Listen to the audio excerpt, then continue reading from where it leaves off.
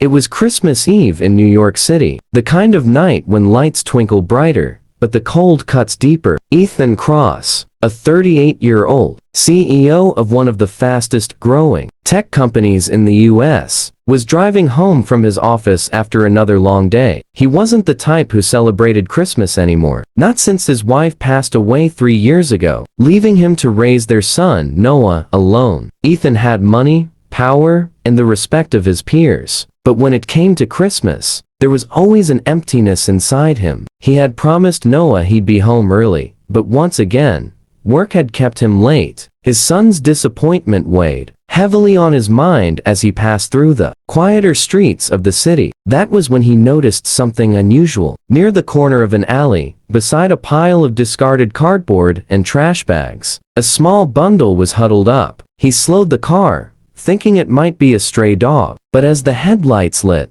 the shadows, he saw her, a little girl, no more than 7 or 8, curled up and shivering under a thin coat, her face pale, her hands red from the biting cold. Ethan slammed the brakes and jumped out. "Hey," he called softly, not wanting to scare her. "Are you okay?" The girl stirred, her eyes fluttering open. They were wide, scared, but strangely calm, as if she had already endured for worse than this moment. "I'm fine," she whispered, hugging herself tighter. "Please don't call the police. I'll go." Ethan froze. A child on the street, on Christmas Eve, begging not to be noticed. It shattered something inside him. "You don't have to go," he said gently, crouching down so he was at her level. "What's your name?" She hesitated. "Leela." Her voice was barely audible. She looked like she hadn't eaten in days. "Leela," Ethan repeated, trying to keep his voice steady. "I'm Ethan, and you're freezing. You can't stay out here tonight. It's too cold." The girl shook her head. "I don't want to be trouble. People don't like trouble." That line cut deeper than any business deal gone wrong. He thought of Noah waiting at home,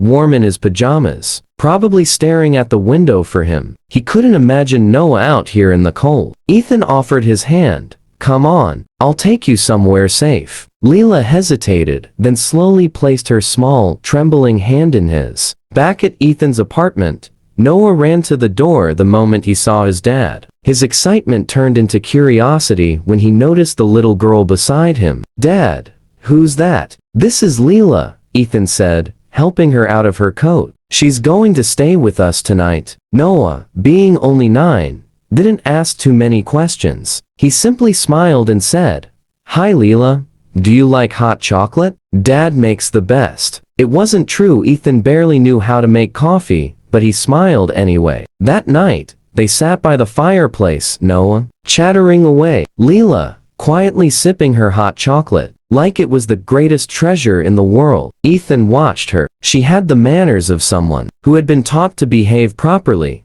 but the cautious eyes of a child who had been let down too many times. When Noah offered her one of his wrapped presents under the tree, she almost cried before whispering, "Thank you." Later, when Noah fell asleep, Ethan found Leela staring out the window at the snow. "Leela," he said softly, "where's your family?" She was quiet for a long time before whispering, "My mom. She went away. She got sick. Then she didn't wake up. They said I'd go to a home, but the man there yelled a lot, so I ran. I thought if I stayed quiet, maybe I'd see her again." Ethan's throat tightened. He felt as if the world had tilted. He knew loss. He knew the crushing silence of an empty chair at Christmas dinner. He knew the hollow ache of a child missing their mother. Without thinking, he pulled her gently into his arms. She stiffened at first, then slowly melted into the embrace, her small body trembling with suppressed sobs. "You're safe now," Ethan whispered. "I promise. You don't have to be alone anymore." Over the next few days, something remarkable happened. Ethan, who had been drowning himself in work to avoid his grief, began to laugh again. Watching Leela and Noah play together, seeing them build snowmen and decorate cookies, he realized how much he had been missing. Leela brought a light into their home that he hadn't felt in years. One evening, after putting the kids to bed,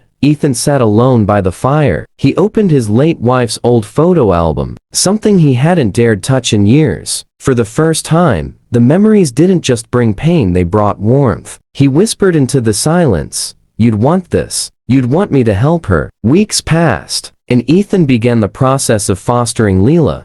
The paperwork was long, the questions endless, but he was determined. One afternoon, as he drove her to an appointment, Leela looked up at him with her big brown eyes. "Ethan?" she asked. "Yes. Can I call you Dad?" The words hit him harder than any boardroom victory ever could. His throat tightened, but he smiled. "You already do, sweetheart." The following Christmas Eve, their home looked different. Stockings hung for three. The tree was brighter. Laughter filled the air. Noah and Leela tore open presents together, and Ethan sat watching them, a quiet joy filling his heart. He realized the truth that night. Success wasn't about his company's profits or his name in the news. It was about this giving love where it was needed most, even when unexpected. The little girl he had found sleeping on trash had given him back something priceless: hope, family, and the reminder that even in the darkest winters, miracles could be found in the most unlikely places. And for the first time in years,